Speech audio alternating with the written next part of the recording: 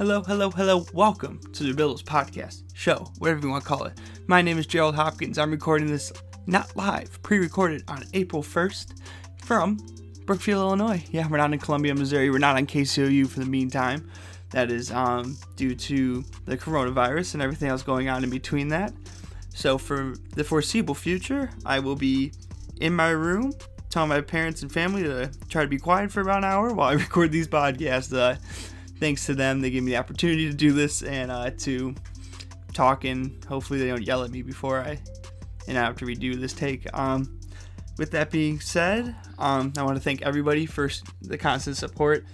Because of all these changes in classes and life and everything, I know I haven't been as up to date on this podcast, and I hope now that I've had everything settled and school is going okay, I can give it a little more time and really have a chance to work with it, which is going to be fun. In return, if you are not taking COVID seriously, COVID-19 or the coronavirus, I beg please that we do whatever we can to flatten the curve. Please practice social distancing, everything else in between, everything that the CDC recommends we should be doing. Until then, just if we can do our parts and try to become better people and more of a community in the process, I think that's something that's going to be easy to get back when we're together and everyone can see each other, but I know we're away from people, family, friends, and if you can keep those loved ones close, definitely do that. And if with that, because I'm in my room and all these changes, if the podcast sounds a little different, that's why. I'm working on it constantly to improve quality and everything else in between. So hopefully with this change, I can make some better tweaks and things that can make the podcast better for the future. With that, I'm still going to keep the show same format. The idea that I still talk a little bit about current events that are going on. So right now, it being April 1st, around 12:54 p.m. right now, physically when I'm talking. The Olympics have been moved to 2021, which is absolutely huge. The Olympics are usually a set in stone once every 4-year event, the same year as an election year. That's what I tell my non-sports people is you're tired of the election, watch the Olympics. So now with that, that's thrown off the balance. And just now, Wimbledon has been canceled. Wimbledon is a huge tennis event, probably the biggest, I think, out of all of it. It's like the Masters of tennis. I don't know a lot of ways to describe it because there are 4 tournaments in golf, 4 major masters, and not masters, but majors. And there's 4 majors in tennis, and this is probably the most important and the most revered. It's the only one that you wear all white at. It's very, very important. It tells you the significance of this disease that they're canceling it, like not moving it, suspending it, canceling it. With that, this is going to be a fun episode. I think because of NFL free agency being right past us and still kind of and all these moving blocks right before the draft, because this week we're talking about the New York Giants. Yeah, we're bringing it to New York. We're talking about those Giants, a team that in 2011 was Super Bowl champions, and have the Patriots number, it feels like, when it comes to those final games. They just know something that no one else does, and that's always weird, but also has made them very successful. And you have a Manning brother. He's going to be a big part of our story. And a team that just is consistently on the bubble. And that's what makes rebuilding such an interesting task, as you can hear my refrigerator right now open and in the background, is that this team is very good. At the same time, they're very consistent. But that consistency is not the best, or even just sometimes enough. And that's what makes this rebuild longer almost than it should be. And now we're sitting in a spot where the Giants are with a new head coach, and they've ran through about 3 head coaches in about 6 years. You had Tom Coughlin, and from Tom Coughlin you're going all the way to Joe Judge with some other coaches in between, which we'll all talk about in a little bit. My final shout out for this first part before I go to a little music break and to come back is happy birthday to my good friend Preem, the DJ of the group. He's absolutely marvelous. He's going to be the first celebrity out of all my friends. I hope all my friends can be celebrities, but he's insane. I know he's doing something tonight, so hopefully I'll get this podcast up by then. And he's doing something for his birthday, and it's April 1st. So happy birthday to Preem. Thank you very much for being my friend. I really appreciate it. Until then, when we come back with the new, not live pre-recorded room-side rebuildables, we'll be talking about the New York Giants, a team that Super Bowl champions in 2011, third place in the NFC in 2019. How did we get to this point, and where do we go from here? Thank you guys for tuning in. Not live, but tuning into the podcast sector. I'm going to be trying to put these on YouTube sooner or later. That's one of my projects for this channel and this podcast. I think that with all the support and extra time I have, I should be doing stuff for things like that. So if I do that, you'll know it on the Twitter page. I'll post it there first, and I'll let you guys know on the podcast anyway as well. But thank you guys very much, and we will be right back.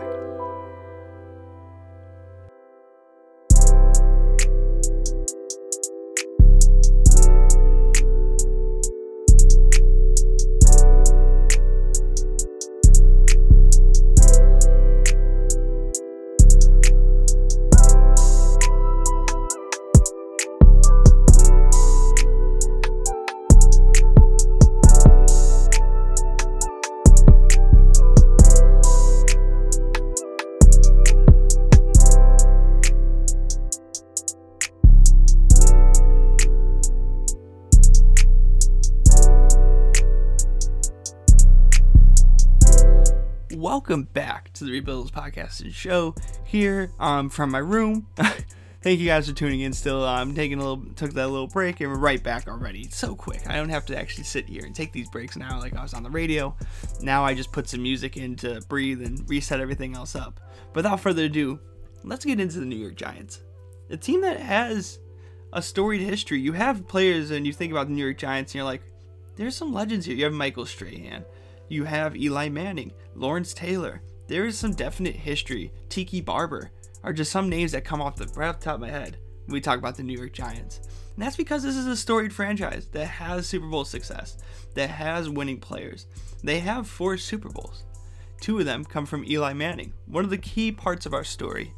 And he's one of the guys that we're going to sit back, and when I talk about him more and more, it's going to be really incredible, and we can compare his journey to now. I almost want to say Tom Brady, but how a quarterback of old age or older age in the league fares with the supporting systems around him. But with that, I'm going to take us back to 2011, the year where Eli Manning and Tom Brady face off in the Super Bowl. This is huge because the Giants win it. The Giants are Super Bowl champions. They win it. They win the NFC East. They are the first team at 9-7. This is a very low-scoring game when they win the Super Bowl. It's only 13-7. They were not favorites coming in. The Pats were 13-3, and they're probably the best team in the NFL at this time. I'm not shocked to make that claim. Everyone says the Patriots are the best team in the NFL ever now, so I'm not really worried about making that type of claim. This is a weird theme though for the Giants because this is the second time they beat Brady in the Super Bowl, so they almost become like his Super Bowl kryptonite. Until the Eagles, I think. Yeah, so the Eagles. So with that, it's like it's hard to understand a little bit of whenever the Giants make it, and the Patriots are there, it just doesn't work. And they also beat the Pats in 2007, which is a point I'm getting at, when they ended their quest for a perfect season. This is the more remembered Super Bowl because this is the helmet catch. There's a lot of heroics. And a lot more, I think, on the line compared to a 13-3 team. This is, I think it was 18-0, but very close to a perfect season, which makes it all the more memorable. In this, to bring some of the characters, some of our key players in 2011 is Eli Manning. I'm going to talk about him a lot. This year, he goes for 29 touchdowns at 16 picks, and he's 30 years old. So now he's hitting where some people consider the end of a prime, but this is nowhere near the end of his prime. But at 30, he's at 30 at this point, and he's going to be a key piece here on. With this, he also has a good cast around him in Victor Cruz, a good salsa dancer, but even a better receiver. He's 25 at this point, and Hakeem Nicks is 23, and on this team, both of these receivers have over 100 targets. These are the go-to guys, and they're both very successful. Giving Eli Manning some options to throw made him so much better, as every quarterback. I honestly need every quarterback with more options. But it wasn't just Eli Manning in the passing game. Ahmad Bradshaw and Brandon Jacobs split the running backs successfully, averaging about both 500 yards that season. This was huge because now it wasn't just a pass rate attack. And in 2011, this isn't like the norm of having a super quarterback throwing for 400 plus yards. So having this run game to kind of balance each other out makes this a very balanced attack offense. You didn't know if they were going to run, pass, which running back, or which receiver is getting the ball. This is where this offense has a chance to do just enough. But it isn't really the offense that's the spotlight of this 2011 team. It's the defense. The defense has 22-year-old Jason Pierre-Paul, and he's one of the best defensive ends and makes the All-Pro team this year. And one of the staples of this team, which was also in 2007, is Tom Coughlin. He's a very good coach, and he keeps the team very steady. And I mean that in a nice way. He's not going to make this team super better, but he keeps them at a really competitive spot. I think Tom Coughlin's a very good coach, and I really appreciate him. So I know when I say he does this, he keeps a steady pace. That should mean more. The Giants are very close to not making the playoffs as they beat the Cowboys and the Eagles for the first spot in the NFC East by one game. Both those teams, the Cowboys and the Eagles, were 8-8. They were 9-7. On the road to the Super Bowl, this is where the Giants make this name, is that they are a playoff team, because in the road to the Super Bowl, they beat a 15-1 Green Bay Packers team and a 13-3 San Francisco 49ers team in overtime. There's some real, I want to say, magic to the Giants. They're just they're a younger team at this point with young receivers, a pretty young defensive core that's going to grow as we keep talking, and they might not have as much talent, but they have enough talent to be annoying. And in the playoffs, if you play right and you get hot at the right time, anything can happen. And they prove that by the way they play. I'm not going to sit here and be like, this is the best team in the NFL in 2011. I don't believe that. But what they were is they were pesky and they were consistent when they needed to be pesky and consistent. This is a team that could score if they needed to score, or could lock down when they needed to lock down. And they all clicked when they needed to click at the end of the season. This is what makes this team good. Now, when we get to 2012, this team finishes with the same record of 9-7, but they do not make the playoffs. This is really weird. Super Bowl champions, not in the playoffs next year. They're now second in the NFC East behind the Washington Redskins, who are 10-6. They don't even get a wild card bid because the Minnesota Vikings finished 10-6 and the Seattle Seahawks finished 11-5. This team doesn't really change that much. If we look at some of our key players, the only big move is that Brandon Jacobs moves to the 49ers, which leaves Bradshaw as the main running back. Bradshaw has a pretty good season, but even with him having that good season, they don't have as balanced of an attack. It's either Bradshaw or nothing. I don't want to say Bradshaw or nothing, but that running game is now solidified. This offense is pretty good, especially on third down. They're 11th. They're right in the middle of red zone at the 15th. By percent, or stuff like that. And this team doesn't change much, which explains the record not changing either. With them both being tied at the same spot, it was a difference of who they beat that year and their competition. The Redskins come out and play better in the NFC East. They win the games they need to. And then one of the key losses, which changes this season, is in Week 13, December 3rd, they lose to the Redskins 16-17. That's it. That's right there. That's one loss. That's the difference between the Giants being 10-6 and making a playoff run, and the Redskins being 10-6 and making that playoff run. And this is a playoff team, but you have to make the playoffs to be that playoff team. With this, you think in 2013 they're going to bring it right back. Nope. The New York Giants go 7-9. Now they're third in the NFC East and do not make the playoffs again.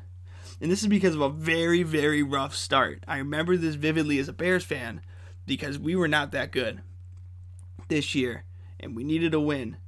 And the Giants were that win. The Giants had started the first 6 weeks of the season 0-6. And even with this, they still have a lot of talent. Well, some of the key players like Ahmad Bradshaw's on the Colts, and while Brandon Jacobs makes a return, it's not the same. There's not the split responsibility run option that they had before. Most of the pieces here are there. It's that slow start. It's harder to play catch up, is what I put in my notes. And Eli Manning is 32. He's still in his prime and is throwing pretty well. But it's a slow start. And they almost make up for it. They have a 4-game win streak in 2012, if I'm correct. Yep. In 2012. That is right there. But it is key that, in 2013. I'm getting my years confused already. I'm sorry, everybody. But they have this 4-game win streak after this, and then after a loss to the Dallas Cowboys in Week 12, that puts them at 4-7. And if they wanted a chance, they really had to win out the season. They go 9-7. And they don't. They end up 7-9. They end the year behind the Cowboys at 10-6 and the Eagles at 8-8. This makes a difference though, because if they beat the Cowboys and win out, they're tied, and they have the tiebreaker because they beat the Cowboys. Now again, it's harder to come and win more than lose more, obviously. And it's especially hard to come up from, have to climb back in. But this is a team that could prove to do it, and they have the talent to do it, which makes it frustrating as not a Giants fan, but to look at it as someone who does this show, to be like, wow, they were there. They were right there. The pieces aren't moving. They aren't bringing a lot of talent in, but that's because they're right outside of the lottery, being very close, and maybe just missing the playoffs. So with that, there is this ability to win. And one of the other characteristics as I talk about this team more and more is they're streaky. And I mean it as in losing streaks, not winning streaks, losing streaks. They start the season 0-6, and this is not the only time that you're going to have multiple losing streaks that can either defeat a season or will just put it nowhere near being close to a good season. In 2014, the Giants go 6-10. They still finish third. This is now a third-year dry spell from that Super Bowl win. They've gone from Super Bowl to nowhere near. This team is 3-4 going into their bye week, and after that they go to a 5-game losing streak. Again, another big losing streak, putting them at 3-9 after week 13. This is the difference. This is literally the difference. Is in moments where they need to be successful and to win, literally just win, they're not doing it. Being 3 and They were 3-2. Or 2-3, and being right there, or 3-4. Man, my numbers are off. It's like I'm doing this live. I'm making all my mistakes. That's okay. They're 3-4. They can make this comeback. They're just below 500, and they're going into that bye week. But having that losing streak right after is huge. It puts them way out of contention. And yes, they finished 6-10, but it doesn't mean anything. Going 6-10 or going 5-11 are only going to do you for draft purposes, which they probably should have done. But playoff-wise, and a team that could be a playoff team. We've seen it. A lot of their pieces aren't moving outside of the run game. They have it. They have opportunities. Talking about these key players, another one's now missing. Hakeem Nicks is now on the Colts, which is a blow to the receiving core. But in return, they draft this random guy who I don't know why I'm telling you about, an Odell Beckham Jr. I don't know why I'm telling you that, but we'll figure it out later. No, I actually do, obviously. And Victor Cruz is also hurt. Victor Cruz, the salsa dancer. This is where his season really hits a weird point in his career. I don't want to say in his career because he's battling injury, but he's also very good, and he's a first option for this Giants team. It's someone that Eli Manning trusts. Even with these tough circumstances, and now a rookie wide receiver in Odell Beckham being the first option, Eli goes for 30 touchdowns and 14 interceptions. Some of Eli's best work comes when this team is struggling. And it's a real testimony to how good he is as a player, even though we hate to admit that sometimes, is that even when they were struggling, he was playing really well. 30-14 on a losing team is not bad. Still, this team has a lot of those pieces, as Jason Pierre-Paul, Dominique Rodgers-Cromartie, and Prince Amukamara hold down the defensive end. But it's not enough when they don't have a brutal offense, missing 2 of their receivers and a running back. In 2015, it's more of the same. This is the last season of Tom Coughlin. They go 6-10. They finish third. And again, at week 14, this team is 6-7. They end the season 6-10. It's a quick 3-game losing skid right when they needed it. Instead of going 9-7 and being maybe in the playoff hunt, they're 6-10.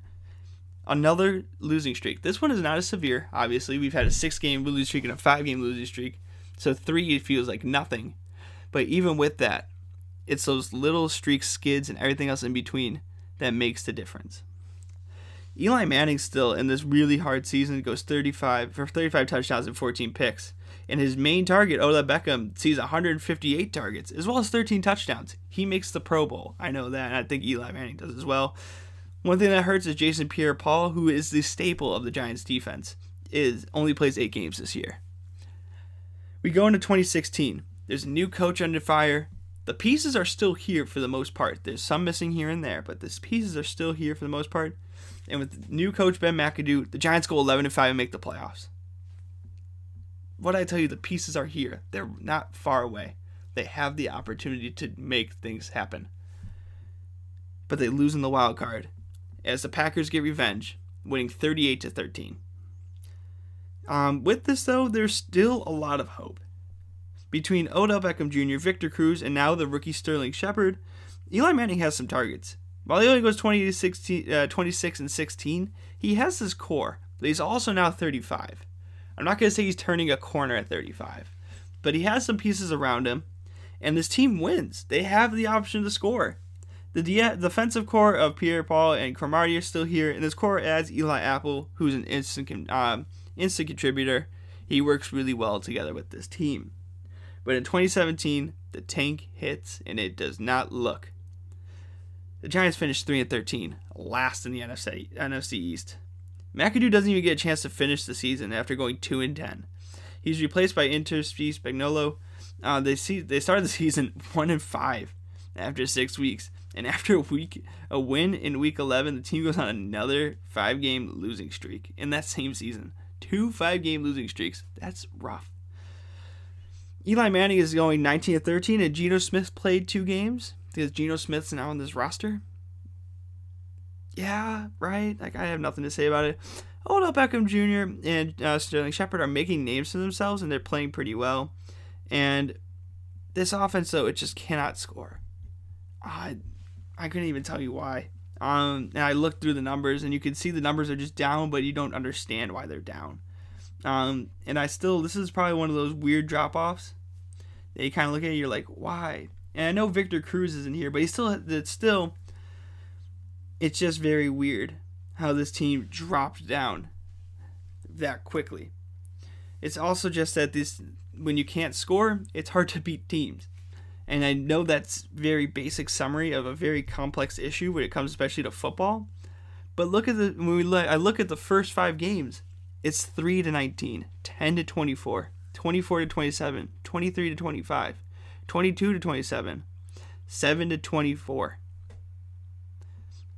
There's some games they're putting numbers up on the board, but they're not putting up enough numbers, especially 3 and 7. Yeah, those are the numbers that hurt, and that's what kills. So with this, even with a win at Denver in that 6 games, in those 5 games I mentioned in between, there just isn't enough offense. This team ranks in yards 21st in the league, 14th in turnovers. It's just there's something is missing, and it's not even just Eli. He does go 19-13 this season, which is not great. There is a little bit of a turn with the age, but with this, there's no running game. Orleans Dequar is the leading runner at 751 yards, and after that, there's Wayne Gillum who has 476 yards. But both of them are not what they need to, not enough. They're not the same running tandem we talked about in 2011. And even with these targets being okay, they just don't put the ball into the end zone. Simply put, Eli Manning only threw 19 touchdowns this season. That should say something. And in 2018, the tanks are still out. Under new coach Pat Shurmur, the team goes 5-11. And they finish last in the NFC East. In week 3, the team's 1-2. At week 8, the team's 1-7. When I tell you this team has a lot of just streaks and bad losing streaks, I mean it. And that kills. Eli Manning at 37 now goes for 21 touchdowns and 11 picks. It's nowhere near enough.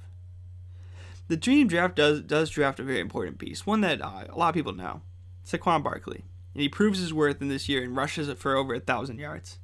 Odell and Shepard both have over 100 targets. But Pierre-Paul, the staple of the Giants. When I first thought about doing this team, I thought about that when I looked at the 2011 team. I saw Jason Pierre-Paul, and I'm like, that is it. He is one of those pieces. Him and Eli Manning are people you look at that 2011 Super Bowl team. The first 2 names that pop in a lot of people's heads, including mine. He's part of the Bucs. And then Dominique Cromartie is now in Oakland. They pass this torch to exactly no one. That's the difference. they don't have their pieces all leave at once. So in 2018, it's rough. And they still have some young talent. You have a good running back. You have 2 good receivers. You lose one of them in 2019. Last year, the Giants finished 4-12 and third in the NFC East. This is also last year, Pat Shurmur. In Week 4, the team is 2-2. At Week 14, they're 2-11. Ouch. That hurts. Some of the key players on this team, Eli Manning's still here, but he slowly passes the torch to mini Eli Manning, Daniel Jones. Daniel Jones has some potential as a Duke quarterback, but with it, they don't have a successful season. Saquon Barkley still rushes for 1,000 yards this year in 13 games, not 16. He has a high ankle injury that against Tampa this year. Odell Beckham, after having issues with the team and franchise, is traded to Cleveland. And Sterling Shepard now gets to shine because of that. Sterling Shepard is a very underrated receiver and is going to do a lot for this team, hopefully in the future. And I'm going to get to the future. But with no rocks on defense that they once had, those core tenants in Jason Pierre-Paul and Cromartie, with Eli Manning now at 38, I think at this point, if not 39, and 1 target on offense, there are holes everywhere. When we come back after a quick little break, I'm going to talk about where is this team now? And after this little free agency stint and the draft coming up, what do the Giants need to do to help themselves get back to that Super Bowl form that they were in 2011? Thank you again to listening to this now pre-recorded, kind of weird way of doing this podcast here in my room. I'm so used to saying KCOU. I will say it one time. I know I will. Thank you again for listening, and I will be right back when we talk more about the Giants and what the future will look like for a franchise at the bottom of the bottom.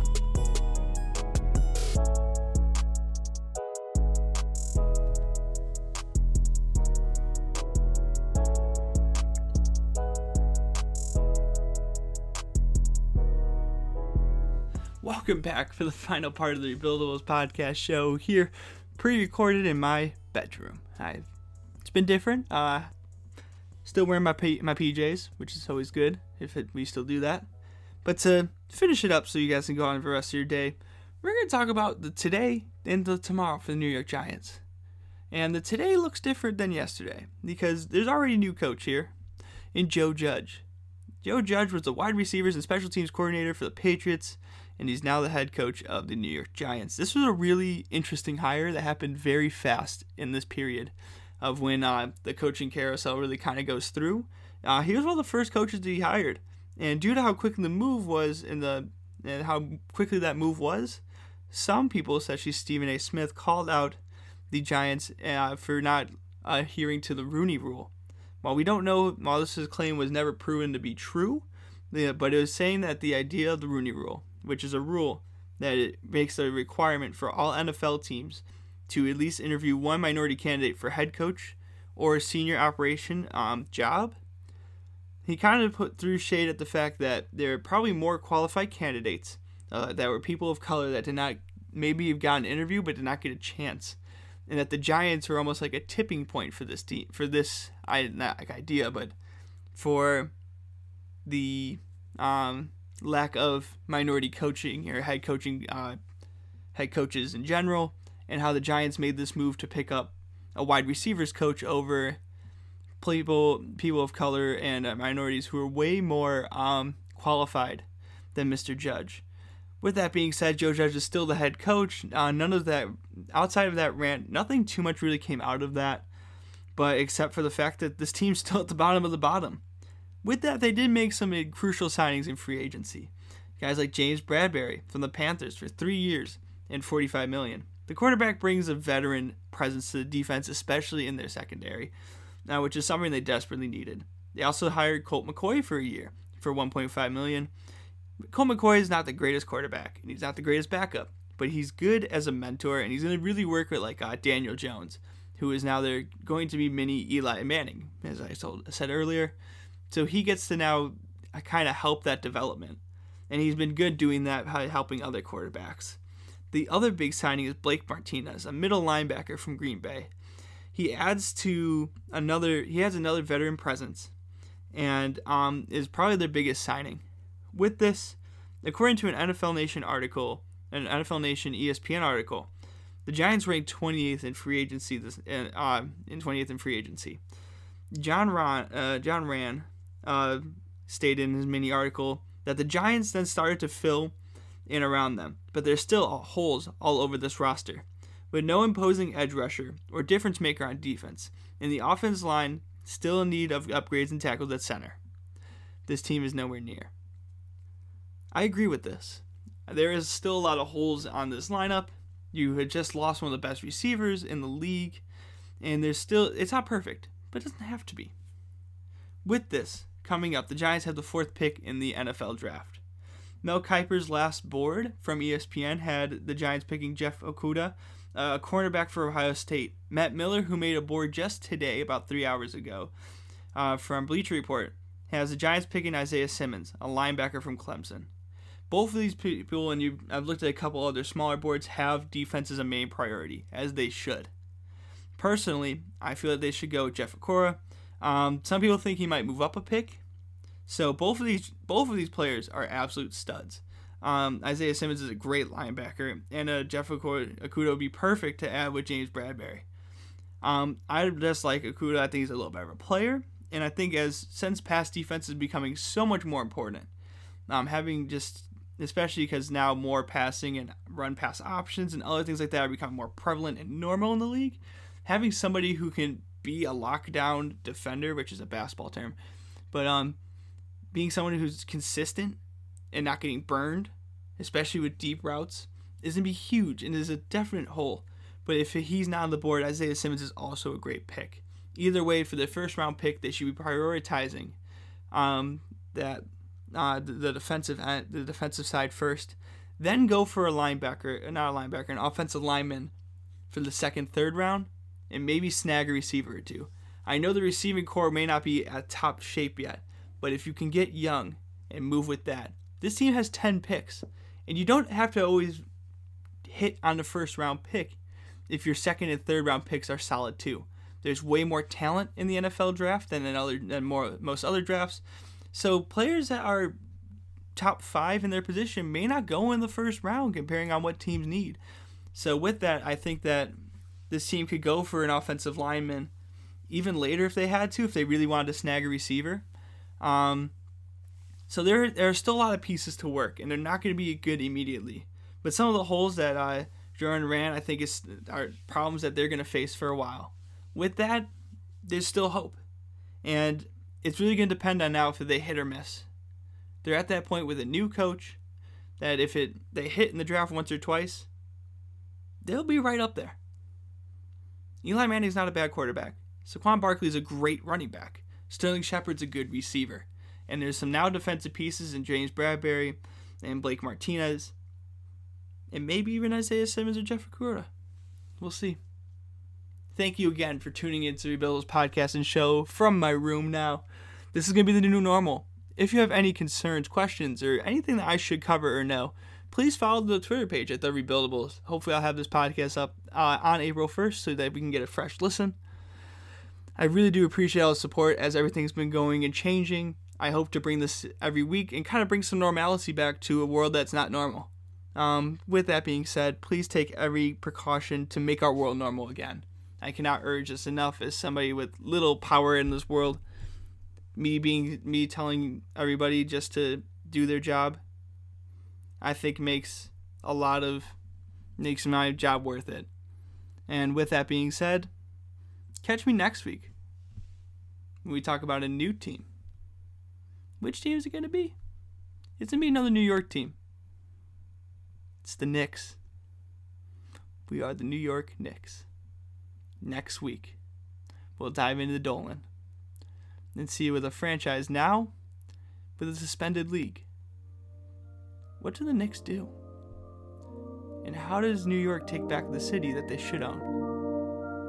Till next time, my name is Gerald Hopkins, and this is the Rebuild Those Podcast.